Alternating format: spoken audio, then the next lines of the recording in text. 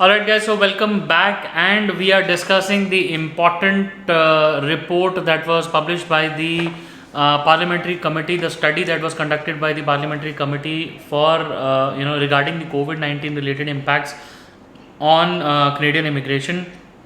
Guys, the committee had released this particular report on May 13th, which specifically focuses on a lot of issues, and this is the part 2 that you're watching. If you haven't watched the part 1, I suggest you do so, because that is going to give you an introduction as to what this is all about. And in this particular video today, we are discussing the the next important piece of the recommendations that were released by the Parliamentary Committee. Now this particular part 2 focuses specifically on the recommendations that were made with regards to international students, new PR pathways that the committee has recommended, family sponsorship related recommendations with respect to parents, grandparents, spouses and adopted children and children's everything is a part of this particular part 2 video that we are discussing. And finally, the new work permits that the Parliamentary Committee is recommending.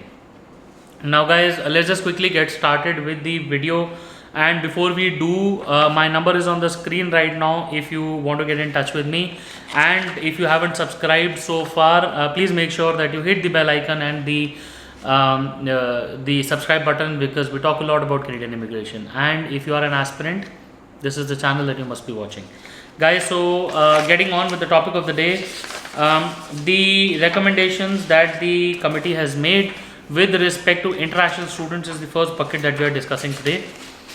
Now the committee suggests that the funding visa application center staff in the Francophone Africa is the first recommendation that they've made. They're saying that the IRCC encourage and fund visa application centers in Francophone Africa to increase the staffing to accelerate the processing of student biometrics and permits. Okay, so they want IRCC to focus specifically in the Francophone Africa communities. The next recommendation is that the IRCC must provide improved service to students and recruitment officers through a dedicated international student helpline with officers who are appropriately trained and available. Okay, and I think this is pretty important, because international students contribute to the economy in billions. Okay, all put together every year. International students make a big chunk of the immigrants, the applicants under the TR category. And I think this particular recommendation is very important, because we have seen international students suffering quite heavily due to COVID-19 related restrictions and measures. So I think this one is pretty good. Next is ensuring safe in-person learning and learning for international students.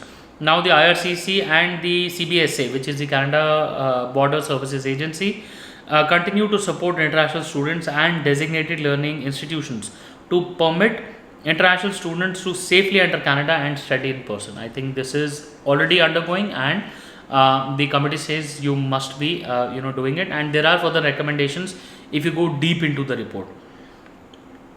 They're saying examining acceptance rates for international students. Now this is important. The IRCC examine acceptance rates for international students whose applications are processed in Africa, particularly Francophone Africa, and develop a plan to address the lower acceptance rates of students from this region compared to other source countries such as Pakistan. Now, the whole recommendation is focusing around examining the acceptance rates as to why is it low for students in Pakistan, in Africa, as compared to other countries like Pakistan. So yes, this is the other recommendation. So guys, this was the bucket for international students. Now let's look at what are the new pathways that the committee is recommending under this particular study. Assessing the need to expand eligibility for federal settlement funding. The IRCC, in partnership with provinces and territories, assess service needs in order to consider expanding eligibility for federal settlement support in order to include temporary residents on study and work permits. I think this is a pretty broad suggestion that they've made, wherein they want to consider the temporary residents like students and workers, and reconsider expanding the consider actually expanding the eligibility funding the support, the federal settlement support to help these guys. So that is there. The next recommendation is developing a pathway for PR for those who perform essential work. The IRCC must develop a clear pathway for permanent residence for workers performing essential work during the pandemic. Now, during COVID-19, we all know that IRCC gave new public policies, temporary public policies. Now, this particular report says they must be working on a permanent pathway. Okay. The next recommendation was using the Guardian Angel program as a model. The IRCC developed programs similar to the Guardian Angel program, especially considering the inclusion of foreign workers who contributed during COVID-19 pandemic and regardless of the status. So, this is very important, and they must consider this particular guidelines under the Guardian Angel program and see if they can consider inclusion of the foreign workers who helped during COVID-19. Next, very important guys, I know what you've been waiting for is the family related, the sponsorship related suggestions or the recommendations that the study has made, and this is important. They say obtaining medical exam in Canada under exceptional circumstances. The IRCC implement a temporary public policy allowing sponsored spouses with no access to a panel physician and medical exam in their own country to obtain the exam in Canada on a visitor visa during the pandemic conditions. Now, this is controversial, okay? Now, what they are saying is that if spouses overseas are located in a country where the panel physicians are not available, give them a visitor visa, call them over to Canada, and then ask them to take an exam. I'm not sure it will be implemented or not. The next recommendation they are saying is that issuing temporary resident visas to spousal sponsorship applicants. Now, this is I think good and should be done. They are saying IRCC instruct visa officers to issue temporary resident visas, which is visitor visa, to spousal sponsorship applicants, making section 179, I'll leave that technical to you, inapplicable if there are no concerns of inadmissibility. That means if the person has no medical, criminal, all of those issues, call them over on TRVs, visitor visas. Create a super visa for applicants in a spousal sponsorship. IRCC develop a super visa with conditions similar to that of the parent and grandparent super visa. That would allow spouses multiple entry into Canada while their spousal sponsorship applications are being processed. Okay. Super visa for spouses. Okay. Now, we are not sure if this is going to happen or not, but yes, the recommendation is here. Prioritizing the processing of adoption cases. I think this is good and important. IRCC put additional resources to address the backlog of international adoption cases, children being adopted internationally, and that the adoption applications be treated on priority for expedited processing. Okay, so children, so this is in the best interest of children. So I think yes, this is important. Developing guidelines for adoptive children with urgent medical needs. IRCC develop clear rules and guidelines to ensure cases involving urgent medical needs of adoptive children are expedited. Now, the next recommendation is creating a weighted parents and grandparents sponsorship stream recommendation. Oh my god, guys, this is again there in the news. Now, just to let you know, PGP, parents and grandparents sponsorship, has undergone multiple changes. Okay, now it has received a lot of flack in the past. The government tried to change it multiple times, but there has never been a crystal clear perfect answer. Now, here is another recommendation on it. IRCC create a parent or grandparent sponsorship stream that properly weighs previous applications and looks to address the current backlog, and that there be a pre-screening of files.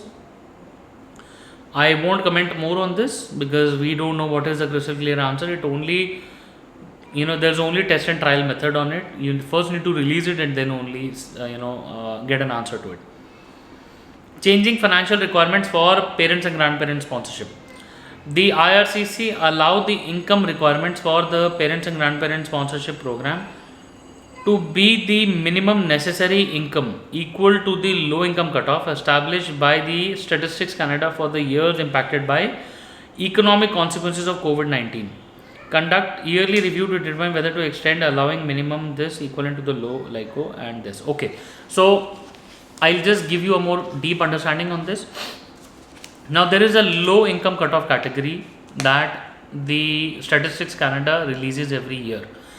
For PGP, the requirement of the settlement funds is usually this plus 30%. Okay. Now what this recommendation says is, instead of going for this plus 30%, make it the LICO, the low income cutoff that they have. Okay. And then keep on revising it and looking at it yearly to see if the COVID-19 impact has subsided and they are ready to go back, because they usually look at the income for the last 3 years. Okay, so imagine in 2023, if the LICO considers this amount plus 30 years, then a lot of people will go ineligible. Okay, so they are saying reconsider the LICO. Okay, the low income, the settlement funding required for the parents and grandparents sponsorship. Guys, the last bucket that we are about to discuss is the work permits. There are 2 recommendations only in this, which the Parliamentary Committee has suggested under the study. The first, they are saying issue bridging open work permits in Quebec. Now, the government grant bridging open work permits to temporary residents who are waiting for PR through Quebec skilled worker program. It was not there, but now they are saying issue bridging open work permits. That is going to help. That is the study. The next is that issue or provide work permits for caregivers during COVID-19. That concerning caregivers who do not possess occupation specific work permits, IRCC issue work permit to caregivers without the need for LMIA during COVID-19. That hours interrupted due to be counted towards a qualifying work experience pilot program. Now what happened was, I'm just going to explain a bit. What they're saying is that there is a caregiver program, and the pilot programs are already there. The people need to accumulate certain hours in the past 3 years, and then only they are eligible to file for PR. Now what they are saying is that due to COVID, a lot of their operations were interrupted. People got out of jobs and everything, and the people were not able to gain enough hours. Now what they are saying is that who do not possess occupation specific work permit, reissue their work permit or give them a work permit without the requirement of an LMIA. That is the requirement. Okay, so that is another recommendation that they have made, and that is it for the part 2 video, guys. I hope you got something important out of it and something interesting. The part 3 is going to focus on asylum seekers and residents of Hong Kong, which is again important if you are looking for information in that category. Until then, I wish you all the best, and I hope to see you soon in Canada.